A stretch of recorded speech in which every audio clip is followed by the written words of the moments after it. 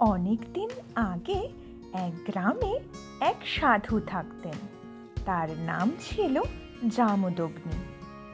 তার স্ত্রী রেণুকা খুব ভালো মনের মানুষ ছিলেন। তাদের ঘরে জন্ম নিলেন এক ছোট্ট ছেলে, যার নাম রাখা হলো পরশুরাম।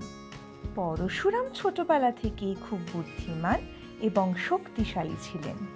তিনি একদিন জঙ্গলে গিয়ে ধ্যান করতে শুরু করলেন। ধ্যানের সময় ভগবান শিব তাকে দেখা দিলেন। শিব তাকে বললেন, তুমি পৃথিবীতে ন্যায় ফিরিয়ে আনবে। শিব তাকে একটি বিশাল কুঠার উপহার দিলেন এবং আশীর্বাদ করলেন। সে সময় পৃথিবীতে অনেক রাজা ছিল, যাদের বলা হতো ক্ষত্রিয়। তারা ছিল শক্তিশালী, কিন্তু তারা সাধারণ মানুষের উপর অত্যাচার করত। তাদের অহংকার এত বেশি ছিল যে তারা কোনো নিয়মই মানত না। পরশুরাম এই অন্যায় দেখতে পারছিলেন না।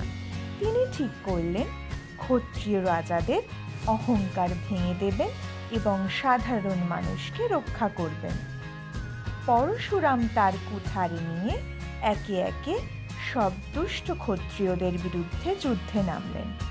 তিনি শক্তি এবং বুদ্ধি দিয়ে তাদের হারিয়ে দিলেন। কিন্তু যারা ভালো এবং ন্যায় পথে ছিল তাদের কিছুই করলেন না। পরশুরাম বারবার যুদ্ধ করে পৃথিবীকে শান্তি এবং ন্যায়ের পথে ফিরিয়ে আনলেন। তার কারণে পৃথিবী আবার ভালো হয়ে উঠল।